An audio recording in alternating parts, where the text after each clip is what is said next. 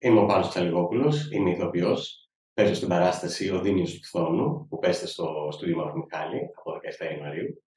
Ο ρόλος μου λέγεται Θρασίβουλος. Μέσα από την διαδικασία των προβών ήρθα αντιμέτωπος με μία πλευρά του εαυτού μου που δεν ήμουν συνηθισμένος μαζί της. Τι θέλω να πω με αυτό? Προσπαθείς σε κάθε ρόλο να βρεις κάποια κοινά σημεία, κάποια δικά σου ερεθίσματα, κάποιες δικές σου εμπειρίες που θα σε βοηθήσουν να καταλάβεις τον ρόλο τον οποίο καλείσαι να ενσαρκώσεις. Εγώ θεωρούσα ότι ο ρόλος του Θρασίβουλου είναι αρκετά κόντρα με το δικό μου, από διάφορες πλευρές. Δηλαδή, πριν ξεκινήσω τις πρόβες, δεν πίστευα πρώτα απ' όλα ότι ζηλεύω πάρα πολύ. Δηλαδή, ο φθόνος ήταν ένα συναίσθημα που θεωρούσα ότι εμένα δεν με αφορά πάρα πολύ.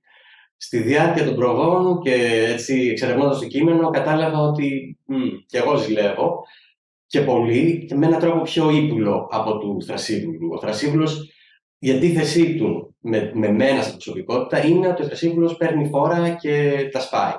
Είναι μπροστά.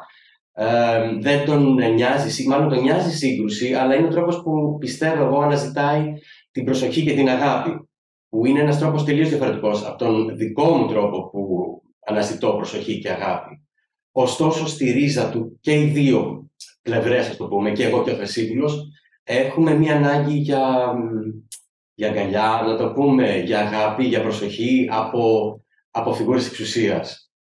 Οπότε, ξεκινώντας από εκεί, άρχισα σιγά σιγά να βρίσκω τα κοινά μου σημεία με τον Θρασίβουλο και ελπίζω βέβαια εγώ να μην αρχίσω να τα σπάω τώρα για να αναζητώ την προσοχή, αλλά ήταν μια διαδικασία και απολαυστική και πολύ ενδιαφέρουσα.